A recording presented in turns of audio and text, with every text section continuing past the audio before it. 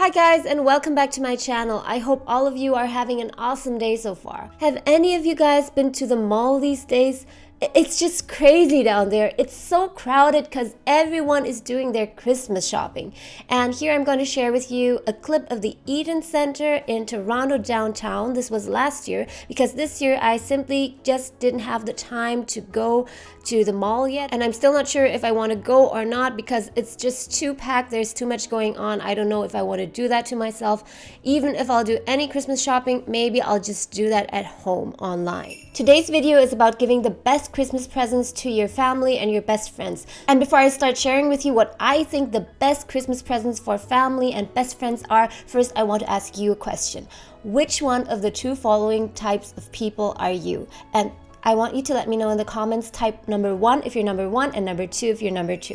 You are type 1 if you really enjoy the process of searching and shopping for presents, and you always already kind of know what present to give to whom, and you also happen to have a surplus amount of money that you can use for your Christmas shopping, and overall you just enjoy the whole experience and you find it very fun and satisfying. Or are you number 2? This whole Christmas shopping thing is kind of stressful for you and you don't really have a clue what to even give your mom or your best friend, and because it's at the end of the year already, you're also kind of short on money, so you don't really have a Christmas gift budget.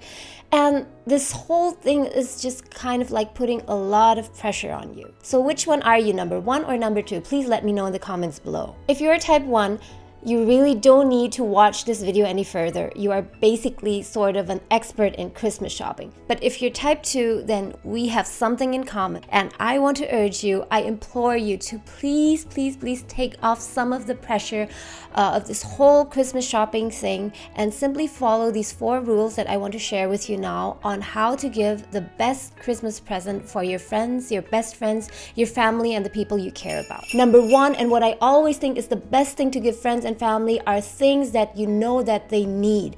And you're not just assuming that they need it, but you know that they actually need it because they talk to you about it. For example, you and your friend were chatting over coffee, and then she mentioned to you how she really wanted to get this book 1984 from George Orwell. And the reason is because a few days earlier you had told her about this book and she got really intrigued and wanted to know more about what doublethink, newspeak, and thought crime are. And it's really a good book anyway. Or another example is you were at the mall with your mom and your mom explicitly told you how she needed this one specific anti-aging cream. So these are all examples of things that you know the person actually needs and wants, and not things that will just end up lying in a cupboard and collect dust. But what if they want a new car or an iPhone? If you can't afford it, don't do that. One of the most important criteria in gifting is that you actually have to be able to afford it. Never make a financial expenditure for someone else, even though you know it will make them happy, if you cannot afford it and if it will hurt your financial situation. And if that thing that they mention is just too expensive and out of reach for you, then just scrap that idea and let's go on to number 2. Number 2 is to give the person something that relates to their journey. Every person I know is currently facing some kind of problem or maybe even challenge. It could be a health problem, relationship problem, financial problems. It could also be a challenge that they are facing. Perhaps they are figuring out how to start a new business or change their careers, or they just simply want to try and eat healthier. If they are trying to start a new business, then you could give them a couple of books, best-selling books on how to start a business. Or if they are trying to live a healthier lifestyle or simply eat healthier, then you could consider giving them a cold-pressed juicer or a subscription for a vegetable or fruit box. And the key to this kind of gifting is that you actually have to reconnect with these people. You actually have to take some more time to talk in depth with them and find out what kind of challenges they are facing, where they are in their journey at the moment. So it's less about the material aspect of the gifting, but it's more about giving them something useful that motivates them in their current challenge. About a month ago, when it was my birthday, I was surprised and I was really caught off guard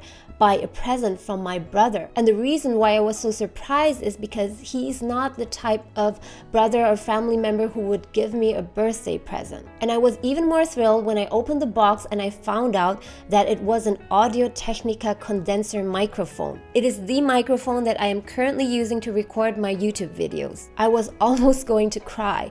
I was really so touched, and it was not because of the gift itself, but because of the thought and effort that he put into it. And at that moment, I remember that about a month ago, we were chatting on WhatsApp and he was asking me about where I'm at with YouTube. And then I told him about my challenges and the things that I wanted to improve in my channel and my videos. And then he specifically asked me what the things were that I wanted to improve. And I told him that I wanted to improve my picture quality and my sound quality. So he asked me out of picture and sound, like what would be more important to me. Okay, I want to cut this short now because it's getting too long, but the point that I want to get across is that he not only gave me something that was useful to me, but more than that, it was something that really helped me in terms of motivation, because I was at a point in time where I was feeling a bit demotivated with YouTube. I hadn't been uploading for several weeks, but once I got this microphone from him, I started to use it. I started to experiment with it, and I noticed my audio quality improving, and it really gave me this burst of motivation. And since then, I've been regularly uploading again, and this week I've even been recording on a daily basis. So could you imagine doing the same? For example, if you haven't talked to your parents or to one of your siblings or good friends for some time, take some time to really engage with them and talk to them and see what is really up with them. What is it in their life that they are trying to achieve? What are their challenges at the moment? And then give them a gift that is related to their journey, is related to their challenge, something that will provide them with even just a little boost of motivation. Earlier, I talked about the example where someone is trying to live a healthier lifestyle and you could give them a fruit box or vegetable box subscription. But if you are short on money, if even that might be a bit too expensive, you don't have to give them the whole subscription. You could just purchase the first delivery for them as an introduction, and they can try it and see if they like it. If they like it, then they can continue. At least it gave them some new inspiration, something to motivate them on their journey to live healthier. But what if you're really short on money at the end of the year, but yet you have so many friends whom you want to give some kind of present to? Let's say you have 15 or 20 friends. In that case, I would say, why not just call them up and invite them to spend time together, to have an experience together. For example, you could invite them for a cup of coffee at a really nice place, even though it's a very fancy place. For example, a nice hotel or a fancy cafe. The most you will spend on a cup of coffee is, let's say, $8. Or you could treat a friend to watch a movie together, or even better, invite them to your home for a home-cooked meal. Let's go to number 4. Now, what if you don't have a budget and you also didn't have time to look for any Christmas presents?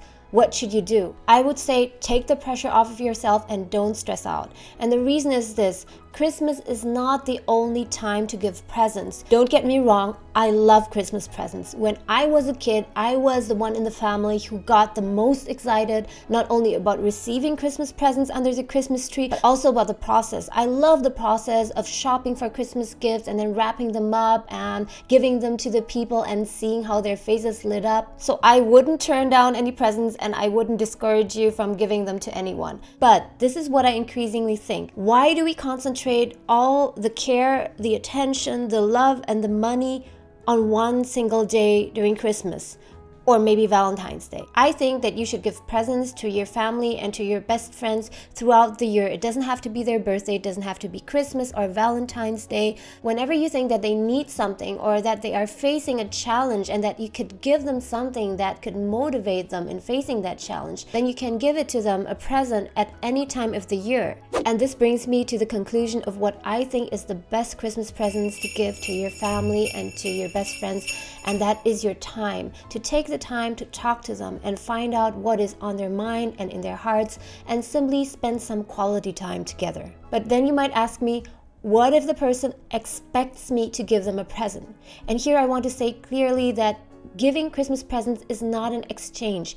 Except if you do it with business partners, maybe with colleagues at work. If you're doing something like a Secret Santa, then of course it is an exchange. In giving presents to family and good friends, 3 criteria must be fulfilled. Number 1 is you actually have to be able to afford it. It has to make sense for your financial situation. People who actually care about you wouldn't want you to spend money on things that would hurt your financial situation. Number 2, the reason why you are spending time and effort in this process of gifting is because you genuinely want to give attention to this person you care about. Number 3, the thing that you are giving to this person is something that they need and that is something useful, not some pair of socks or t-shirt that will end up in their closet and that they will never wear. So that was my personal take on Christmas presents. I would be really curious to know what you think and whether or not this video has inspired you or maybe has given you a different perspective on Christmas gifting and Christmas shopping. If you enjoyed this video and you found that it was useful to you,